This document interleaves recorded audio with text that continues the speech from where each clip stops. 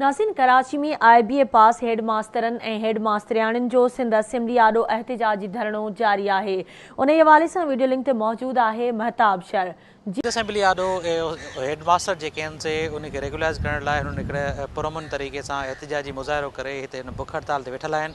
अचो नाज़रीन सां ॻाल्हि ॿोल कयूं जा छा मुतालबा आहिनि। को बि रेगुलर थियो आहे ईअं ई माण्हू मार खाई थियो आहे। आख़िर छो हिते इहो असांजे लाइ हिकिड़ी टेस्ट ॾियण खां पोइ तव्हां इंटरव्यू ॾियण खां पोइ असां लाइ इहो स्टेप रखियो थो वञे त तव्हां मार खाई ऐं पोइ अचो त तव्हांखे रेगुलर कयूं। असां अपील कयूं था मोहतरम बिलावल भुट्टो साहिब सां, madam Faryal Talpur sahib being a woman उहा असांजे मसइलनि खे ॾिसे ऐं बिलावल साहिब असांजे मसइलनि खे सीरियसली वठे। कोई बि मिनिस्टर हिते असां सां डायलॉग करणु कोन आहे, बल्कि असांखे चवनि पिया त तव्हां हितां वञो ऐं पंहिंजे स्कूलनि में वियो। असां कोन वेंदासीं जेसीं ताईं जे असांखे रिटर्न में कुछ लिखी था ॾियनि त असांखे रेगुलर करनि था। पुरअमन तरीके से अपना एहतजाज रिकॉर्ड करवा रहे हैं। अपने हक़ के हुसूल के लिए हमने 4 साल मेहनत की है और अब हमें दोबारा नए सिरे से टेस्ट देने के लिए जब कहा गया तो फिर हम यहाँ आए अपना हक़ लेने के लिए ताकि हमें सुना जाए।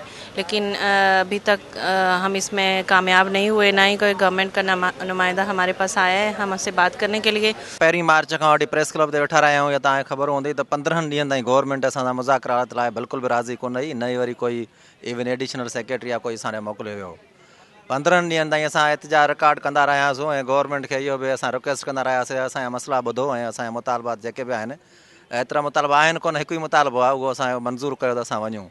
पर जॾहिं उते गवर्नमेंट ताईं आवाज़ु कोन पहुतो त मजबूरन थी करे असां प्रोविंशियल असेंबली ॾांहुं हिकिड़ो पुरअमन तरीक़े सां हिकिड़ी रैली कढी अचे हिते वेठासीं। 23 ॾींहंनि खां मुसलसल एहतिजाज में आहियूं। असां जेको आहे असांजो जेको मुतालबो आहे उहो बिलावल साहिब खां इहो ई आहे त ॿियनि सूबनि में जेकॾहिं कंहिं उस्ताद ते या कुझु बि तशदुद थिए थो त साईं जन पहिरियां फ़ौरन जेको आहे हुन ते नोटिस वठनि था ऐं उन्हनि ते ॾियनि था। हिते असांजूं नियाणियूं रोडनि ते कल्ह गेलियूं वयूं आहिनि, कई असांजा दोस्त हुते ज़ख़्मी कया विया आहिनि। पुलिस जेको आहे शदीद लठबाज़ी कई आहे त को बि बयानु न आयो आहे, कुझु बि न आहे। असांजी हिकिड़ी जेकी आहे उहा डिमांड आहे त असांखे रेगुलराइज़ेशन कनि।